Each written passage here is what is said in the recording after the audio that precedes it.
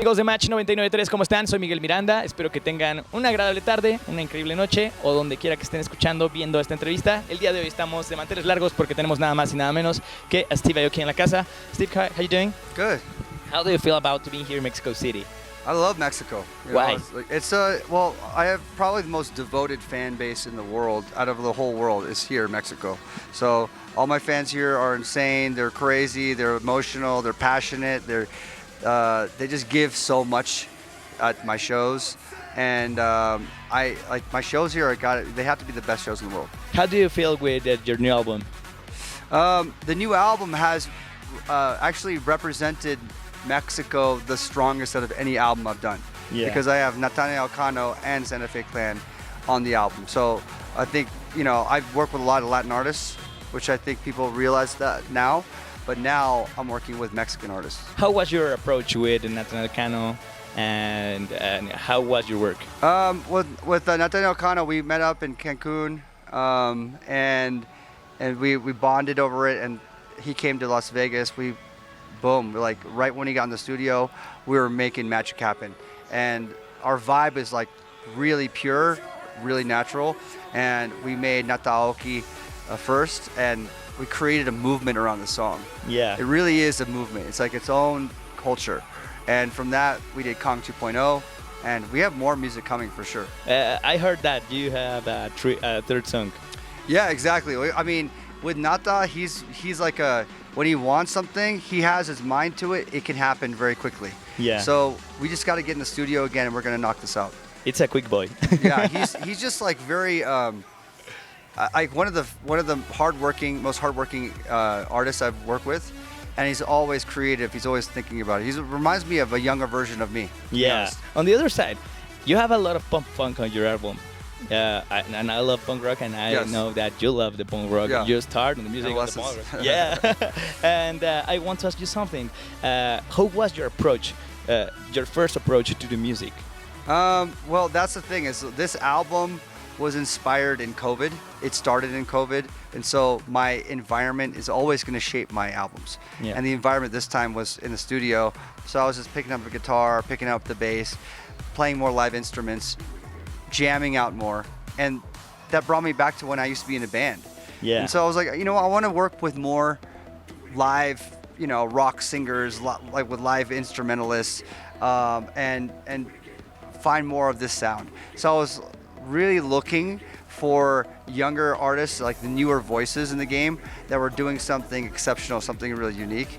And that's why, I'm really happy Sueco's on the album, Grandson, Modson, Global Dan, No Love for the Middle Child. There's like so many different kinds of these new names, and then have the greats, Taking Back Sunday on the album. Yeah. And Josiah as well, who's on the song I did with Grandson. I love having that spirit in there again. This has not been done yet. So it's nice to bring back right from the beginning the same kind of energy. It's different than what I used to listen to, but that's decades before. But now I want to bring that same energy into this new album. Yeah, like the remixes of Blink-182, for example. Yeah. All your work is very punk rock. Yeah. Linkin Park, Blink-182. I did a song with Blink-182 for my Neon Future 3. Fall Out Boy was on Neon Future 2. So I love being able to incorporate the rock energy and bands on the album. Yeah, and we feel it on your new album, and I love it. For example, the collab with Modson. Yeah, it's very, very pretty good. yeah. Thank you very much. Yeah, that's a fun one. That's going to be the album single. It's coming out on the 16th. It's a very good time to make some place to save the date and say, okay, that's the day that we have biggest EDM album. I don't know how to say this because it's not only EDM. You have trap on it, you have punk rock on it, you have a lot of music, a kind of reggaeton. Yes. Yeah, with Guayna. I mean, the thing is that yes, it is like the source code is electronic dance music. Yeah. But I am fluid. I am free. We broke through the matrix, and now we're experimenting and working with all different kinds of genres. Yeah, I know. What have you learned in the music in general of all these years? I think that's what I learned, is that music should not be caged. Yeah. It should not be set up in these confines of what people think, of what fans, even fans, they position that this music has to stay here. And they try to dictate what artists should or shouldn't do. Yeah. You know, and I hear it a lot when I flip the script. And I always flip it. So whenever I change from one genre to the next, I get a lot of criticism. And I'm like, guess what? I'm gonna flip it again. I'm gonna confuse everyone. You know what I mean? Yeah. Like, I'd rather be like, listen, like, I want to surprise you. I want to try something different. Yeah. This is my creative outlet to be free. You are 2 or 3 steps ahead. Yeah, and like, if you don't get it, it's okay. And Maybe in 2 or 3 yeah, years, then you might get it later on. You're But gonna no, get the and point. maybe in like 6 months later, you get the songs I did 2 years ago. Yeah. And you're like, I get it now. And that's okay, you don't get it right now. I don't care. I'm going to continue to always do it. And always, if you're with me, it's going to be a wild ride. We're going to do something always that's going to surprise you. Yeah, and that's the gift to work with you. I think so. Yeah. And talking about your life, how do you feel in this time?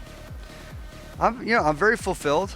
I'm very fulfilled in my life, but I still have, I'd say, 95% more things I want to do. Okay, like yeah, what? So everything. I want to go to space. Okay. I want to collaborate with more artists. Like, clearly, this is what my goal has always been, to challenge. I want to build Hero Quest as an IP. Okay. Because eventually, we started the first introduction to Hero Quest to the public is a trading card that comes in the CD. So we actually did that for the fans. We're like, listen, you want this card, it's only going to be available, one card and one CD. Oh my God. It's only going to be available for a few hours. So whoever wants it gets it. Yeah. If it's 5 people that want it, we're going to make only 5 cards. Oh my But we made goodness. 64 different cards, and we sold in 5 hours 30,000 CDs. Oh my So a God. lot of people want these cards, but there's only 30,000 cards will ever be made. You had a lot So of that's the plans. first offering Yeah. to the public. But eventually, the goal is to create the movies, the TV shows, the animation, the video games as Hero Quest. You have a great plans, and I want that you make it. Thank Just you. do it. Thank you. I love your work. Thank you so much for this interview. you. Appreciate We're it. so excited to talk with you today about your new album. I appreciate that. Thank you. Thank you so much. Steve Aoki en Match 99.3. Éxitos, más música. Conéctate.